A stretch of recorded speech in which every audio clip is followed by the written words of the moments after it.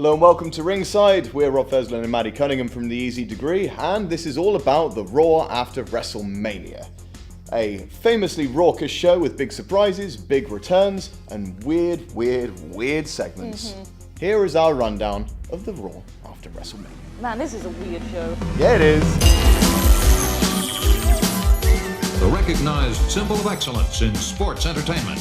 Seth Rollins started off Raw to celebrate his win over Brock Lesnar, only to be interrupted by Kofi Kingston and The New Day. So Kofi was very excited to celebrate the women's main event of WrestleMania, and said that since having 2 championships went over so well for the women, maybe it would go over well for them. He challenged Seth to a winner-takes-all match at the end of Raw. Following that up, we had a rematch between the Revival and Kurt Hawkins and Zack Ryder, and just to further ruin my life, the Revival failed to regain their championships. Which means that now Kurt Hawkins has a winning streak of 2.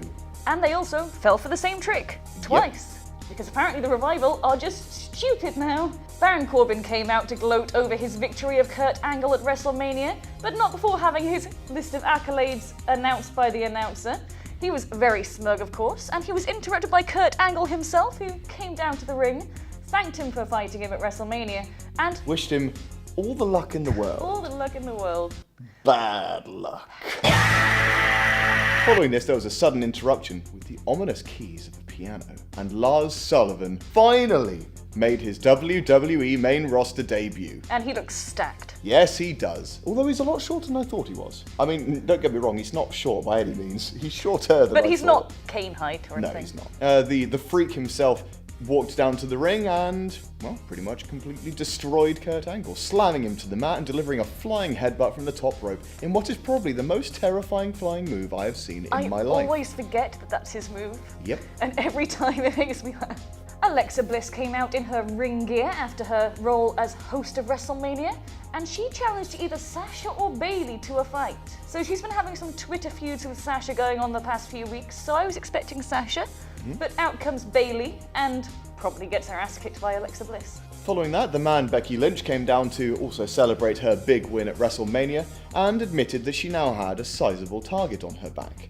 As she was preparing to make her way up the ramp, there was the entrance music of avid hiker Lacey Evans, who sauntered down the ring to size up our new 2 champ before turning and preparing to walk away again. But, shock and surprise, she turned again and delivered a women's right to the chin of Becky Lynch, knocking her to the mat.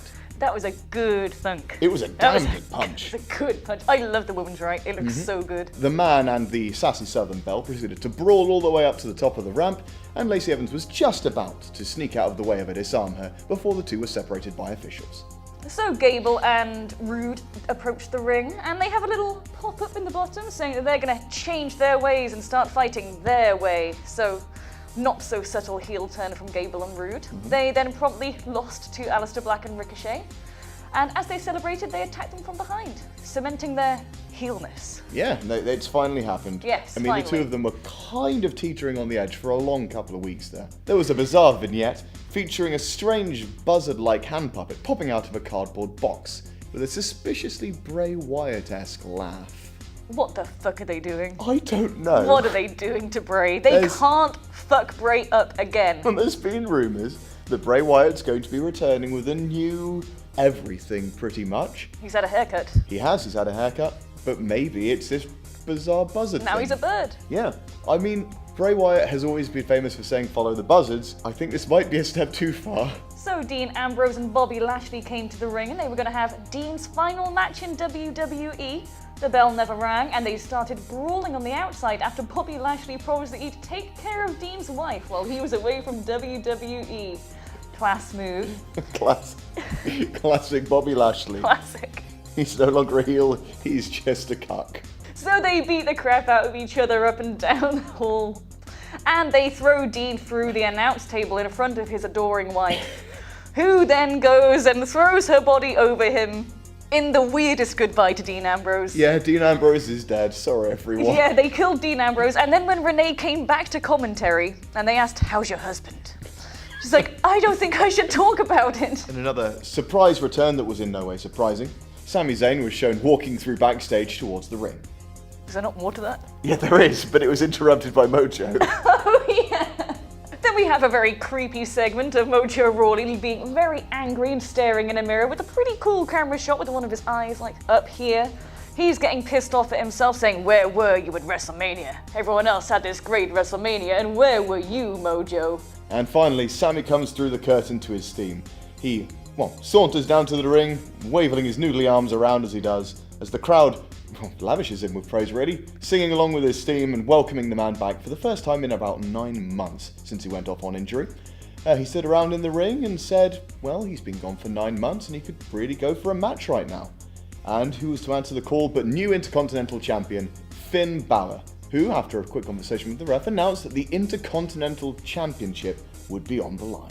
After Sammy lost this match to Finn, he grabbed a mic and began talking about how it was clear how much the fans had missed him and how he hadn't missed them at all.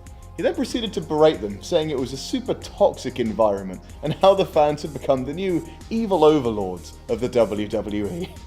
It's incredible, really. Sami Zayn went from a heel to a face to a heel in about 15 minutes. He tries so hard to get people to hate him, and he does it so well, but it's never going to work. He's just too lovable. He's too lovable and he's too good in the ring.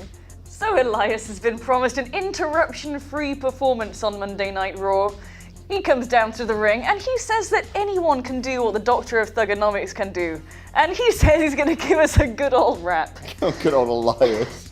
And he says if anyone interrupts him, they're a dead man. Bong. Out comes the Undertaker.